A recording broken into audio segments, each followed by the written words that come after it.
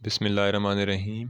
پچھلی ویڈیو میں ہم نے آیت اللہ بہجت کی قبر کی زیارت کی اور میں نے آپ کا تعارف اور واقعات بھی بیان کیے تھے۔ مومنین سے گزارش ہے کہ پچھلی ویڈیو کو بھی ملاحظہ فرمائیں۔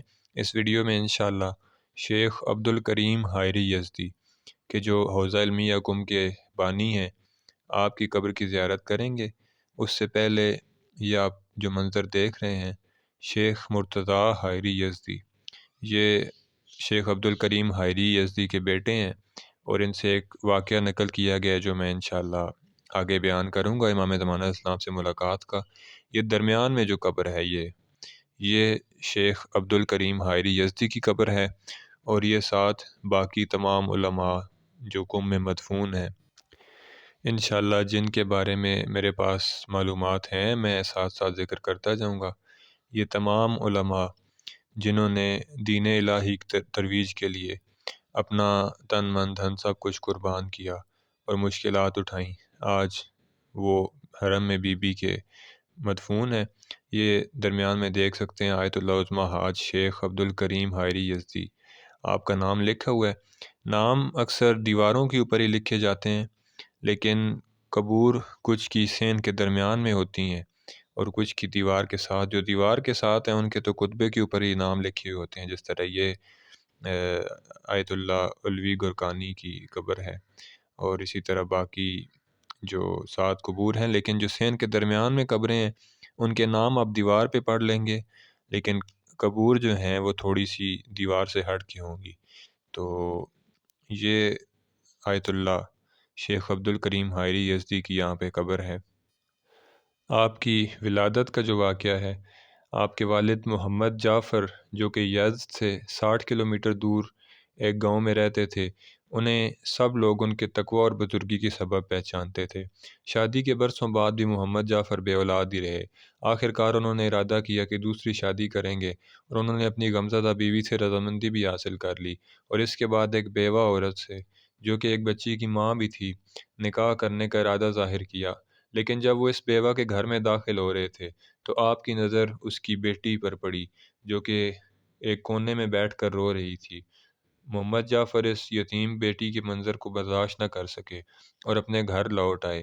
اس کے بعد آپ مسجد گئے اور دست دعا بلند کیے، کہا اے خدا، میں اب اولاد کی خاطر کسی کے گھر نہیں جاؤں گا، کہیں ایسا نہ ہو کہ میری وجہ سے کسی یتیم کی دل شکنی ہو جائے۔ میں اپنی زندگی تیرے حوالے کرتا ہوں، تو مجھے فرزند عطا کر سکتا ہے۔ اے بار الہ، اگر تو نے میری اسی عورت سے بچہ عطا کرنا ہے تو مرحمت فرما، اور اگر تیری منشا یہ ہے کہ میں بے اولاد رہوں تو تب بھی میں تیری رضا پر راضی ہوں۔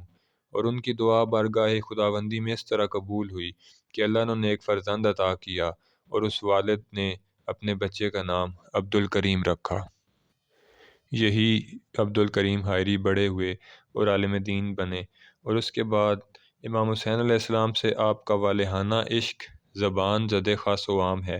آپ کا دستور تھا کہ فقہ کے درس سے پہلے کوئی شاگرد پہلے اہل بیت علیہ السلام کے مصائب بیان کرتا تھا، اس کے بعد آپ درس شروع کرتے تھے۔ آپ فرماتے تھے کہ میرے پاس جو کچھ بھی ہے امام حسین علیہ السلام سے ہے۔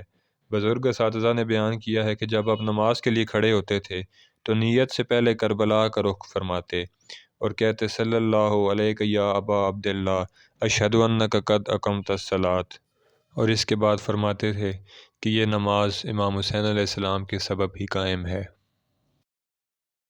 شیخ عبدالکریم حائری کے بیٹے شیخ مرتضی حائری کہ جن کی قبر کی ابھی میں نے زیارت کروائی تھی، ان کا ایک شاگرد بیان کرتا ہے کہ جب بھی اپنے استاد کو دیکھتا تھا تو سوچتا تھا کہ ان کی کبھی نہ کبھی تو امام زمانہ علیہ السلام سے ملاقات ہوئی ہوگی۔ میں نے اکثر اپنے استاد شیخ مرتضی حائری سے یہ سوال پوچھا لیکن جب بھی پوچھا تو وہ ہمیشہ مجھے ٹال دیتے تھے۔ ایک دن میں آپ کے گھر گیا اور دق الباب کرنے کے بعد جب آپ باہر آئے تو میں نے دوبارہ یہی سوال کیا کہ کیا آپ کی امام زمانہ علیہ السلام سے ملاقات ہوئی ہے؟ تو آپ نے دوبارہ جواب نہ دیا اور کہا کہ جاؤ اور پڑھائی پر توجہ دو۔ مگر میں نے کہا کہ اگر آج آپ مجھے نہیں بتائیں گے تو میں آپ کے دروازے پر کھڑا رہوں گا اور واپس بھی نہیں جاؤں گا۔ جب شیخ مرتضی حائری نے یہ سنا تو دروازے کی طرف اشارہ کیا اور فرمایا کہ یہ کنڈی دیکھ رہے ہو، اسے امام زمانہ علیہ السلام نے چھوا ہے اور اسے تھام کر کھڑے رہے ہیں۔ شاگرد کہتا ہے کہ میں نے یہ پوچھا کہ یہ کیسے ممکن ہے؟ تو فرمایا کہ میرے والد عبدالکریم حائری جب حوزہ علمیہ کم کی بنیاد رکھ رہے تھے تو پہلے سال صرف 500 طلبہ تھے۔ جب سردیوں کا موسم آیا تو طلبہ نے کہا کہ اب سردی بڑھ رہی ہے اور ہمیں ابا کی ضرورت ہے۔ شیخ عبد الکریم حائری نے کہا کہ 2 یا 3 دن انتظار کرو، اس کے بعد میں آپ تمام 500 طلبہ کو ایک ایک ابا دے دوں گا۔ شیخ مرتضیٰ حائری کہتے ہیں کہ میں والد کے قریب گیا اور اپنے والد سے کہا، بابا ہمارے پاس تو اتنی رقم نہیں ہے، آپ کیسے تمام طلبہ کو ابا دے دیں گے؟ بابا خاموش ہوئے اور کوئی جواب نہ دیا۔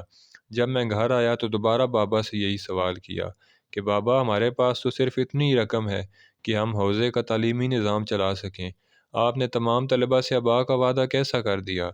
شیخ مرتضیٰ حائری کہتے ہیں کہ میرے والد کا یہ معمول تھا کہ وہ ہمیشہ پابندی کے ساتھ نماز شب ادا کیا کرتے تھے، اور جس دن انہوں نے طلبہ سے یہ وعدہ کیا تھا اس سے پچھلی رات بھی آپ نماز شب ادا کر رہے تھے، مگر اس دفعہ آپ کا انداز کچھ مختلف تھا۔ آپ اپنے کمرے کے بجائے سردی کے موسم میں اپنے صحن میں آئے اور صحن میں آ کر اپنی آستینیں اوپر کیں اور اپنی قمیض کے بٹن کھول دیے اور رونے لگے اور فرمایا، اے اللہ میری مدد فرما۔ بابا اتنا روئے کہ ان کی داڑھی بھی آنسوؤں سے تر ہو چکی تھی۔ ابھی تھوڑی دیر گزری تھی کہ دروازے پر دستک ہوئی۔